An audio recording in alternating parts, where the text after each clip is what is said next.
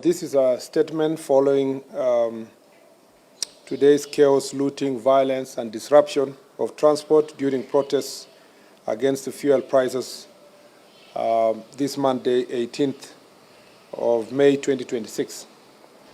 Our attention has been drawn to the chaos, violence, looting, and disruption of transport in the country today, ostensibly to protest high fuel prices. Even though our Constitution protects the right to demonstrate and picket, it is quite unfortunate that today's protests have once again been hijacked by political actors for political ends.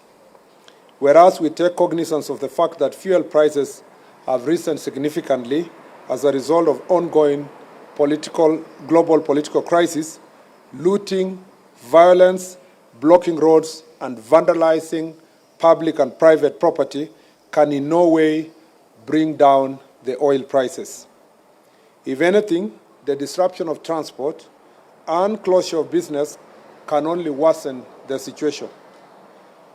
The government, led by the National Treasury and the Ministries of Energy and Transport, are taking steps to engage with transport stakeholders to explore the ways of addressing price increases, and we are confident that the talks will bear fruit.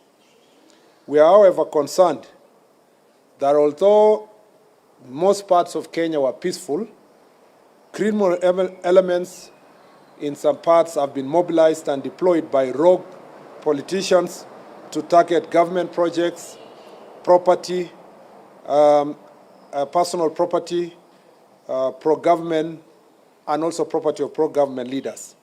The looting of Kikuyus supermarkets owned by a member of parliament who supports government, the burning down of UDA offices in Wote in Makueni County, and the torching of 2 trucks at the site of Rironi Mau Summit flagship project are not coincidence, but a calculated move to spread fear and intimidate government supporters and innocent public servants. Coupled with the recent violent attacks on Ms. Rachel Wandeto, who passed on this morning, we are witnessing a clear scheme where a section of political class is making incendiary statements to fund intolerance and ethnic bigotry and organizing gangs to spread terror, sabotage government projects, and profile and intimidate those of different political opinion, especially those who support government. We wish to reassure the country that the government will do everything in its powers to protect lives and property, and at no time would lawlessness be allowed to take root in any part of our country. We will intensify our fight against organized crime and its sponsors who are hell-bent on propagating anarchy.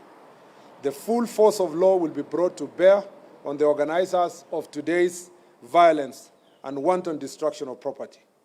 In fact, it is about 348 of them have already, perpetrators have already been arrested.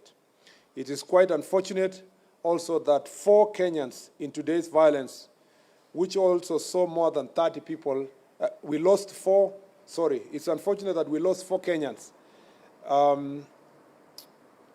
in today's violence, which also saw more than 30 people injured. It is very regrettable that there are politicians in this country who measure the success of opposition to the government by the number of innocent lives lost in the demonstrations they organize. This is the lowest form of politics and the most wicked manifestations of self-interest. To the leaders who have been profiling Kenyans of different political opinion and calling them traitors, we shall hold you personally responsible for the lives lost and property destroyed as a result of your statements. You will be answerable now and in the future. I commend Kenyans who went about their business in peace, and actually, largely in most parts of the country, Kenyans went about their business in peace, but also there are some public transport owners who protested in peace by just keeping off the transport system without really interrupting other people's lives.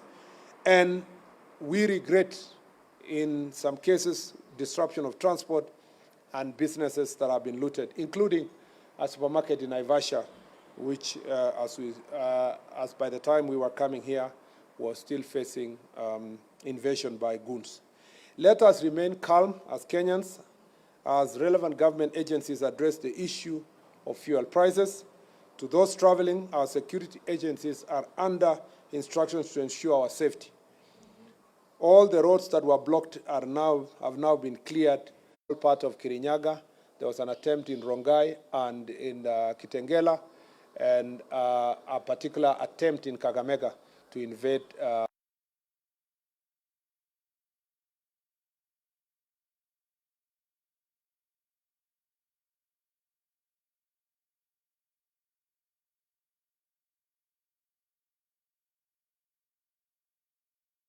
I just wanted to know the 4 people who lost their lives, under what circumstances they lose.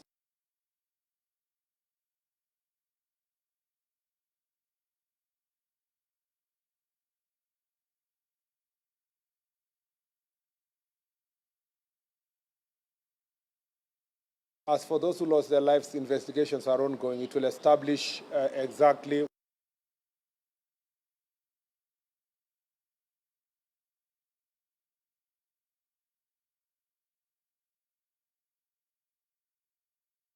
civilians. So we leave that to the investigators to establish the exact situation, whether these are innocent civilians, innocent citizens, or were they criminals who died in the process of, being apprehended or being dealt with.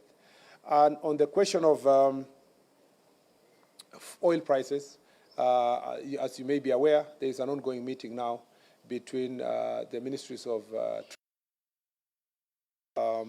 transport and energy with the stakeholders,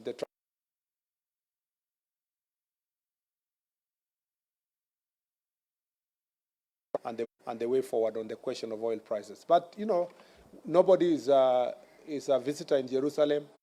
We at least have guarantee of supply of the fuel, even if it's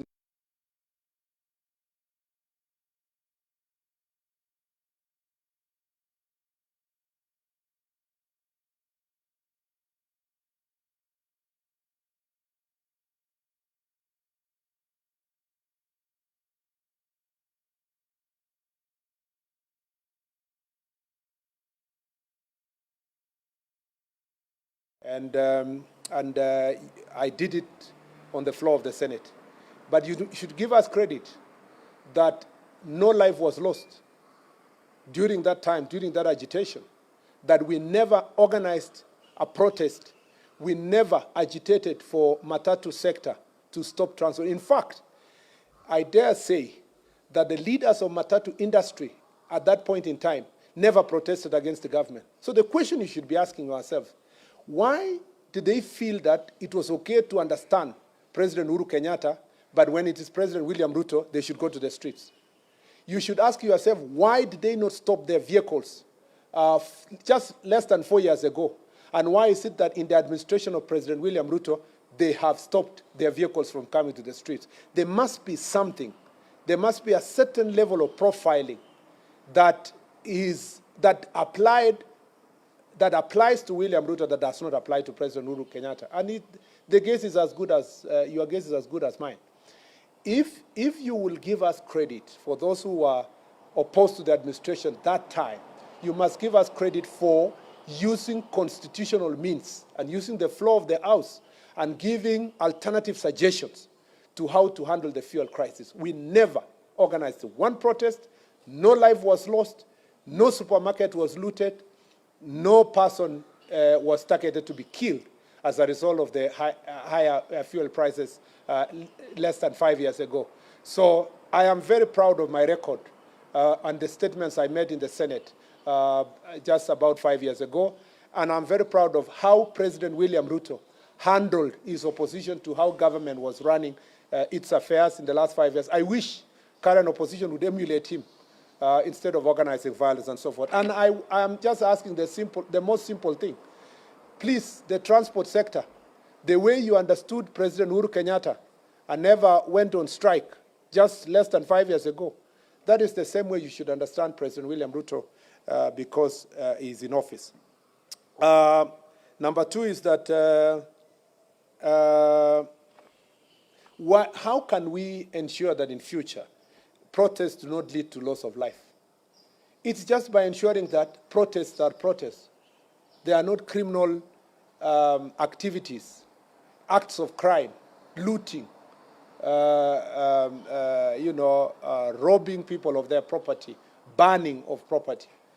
As long as we stop, and I see you in the media, reporting that protesters, I saw one today, protesters in Naivasha burned 2 vehicles. Those are not protesters. Protests is constitutional. Protest is presupposed to be peaceful. Burning of 2 vehicles, the media should be able to profile the way it should be, to say criminals burn 2 vehicles in the name of protest. I wonder why media in our country does not really always give a proviso to to such situations by saying there were protests, but today it was not protests, it was criminal activities that burned vehicles. Why are facts distorted? Why are facts distorted? And sometimes protesters were killed. Probably criminals who were looting were killed. They were not protesters. So let us characterize any peaceful protest will be protected in this country. And I don't think any one life will be lost in a situation where the protest is peaceful. So let it be protests, not criminal activities, and life will not be lost. The last thing I'll say is that who are these politicians we are talking about? The investigations are not going, but the incitements, the people who have been inciting, particularly that the former deputy president is on record inciting people who have a different opinion and telling people in his backyard that anybody who is having an alternative political opinion supporting President Ruto is a traitor, and the traitors must be punished. So the understanding of his supporters perhaps is that you must attack physically traitors, and he will be held personally responsible. And all other politicians who are engaging in these acts of violence will personally be held responsible. I see sometimes some of these politicians speaking about ICC, take this one, ICC, and so forth. I don't know if they know that they are making their bed now and they will lie in it. So it is important for every one of us to become aware of their own acts. And we will take the necessary legal steps to bring all of them to face the law.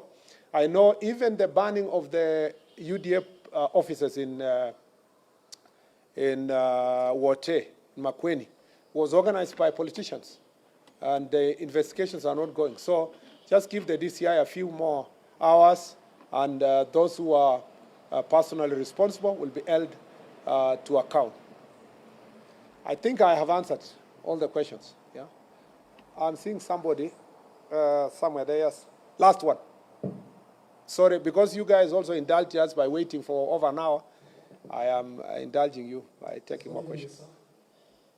There's a dictatorship of the Kenyans. They're crying, why landlord countries, their prices are going down? Yet they're getting their fuel from the same port, which is the Mombasa port, including the Ethiopia, which is very, very low than Kenyans. I don't want to mention countries, but the last example you gave, just go and Google now if they have any fuel. Okay? Even some of our neighboring countries already, they are rationing their fuel by telling the motorists they will take only a certain amount per week. So Kenya is different. We are a different economy. We have different challenges, and we have different approaches to issues. But I don't think in the next few days you will be willing to ask the same question in terms of comparison of price, because the information we have is that as days go by, everybody is feeling the impact, even by our neighbors. So that difference you're speaking about is not significant enough for you to measure the difference. Let's give it another 2 weeks and let's have that discussion again. But the most competent institution to respond to your question, of course, is the Ministry of Energy, and because of the meeting they have at the moment, and the Treasury and so forth, they will answer that question accordingly. The question you should also be asking is that how come in many countries where they have higher fuel prices, why are they not protesting by stopping public transport? Logically, the fact that the fuel is there should have guaranteed public transport, maybe at some slight higher cost. Then when government comes in, they would ask themselves, do we cushion the fuel prices or cushion the service provider by giving certain subsidy? But to say the fuel is there and you are not going to be able to continue public transport, I think it's unfortunate. And I'll tell you, just ask yourself a fundamental question. There's a reason why 5 years ago, under the leadership of President Uhuru Kenyatta, the public transport owners do not go on strike. And they decided in this particular time, at this particular time, in the administration of President William Ruto, they went on strike. That is a question that should prick your conscience and the conscience of any person who is willing to think through this issue. Asanteni sana.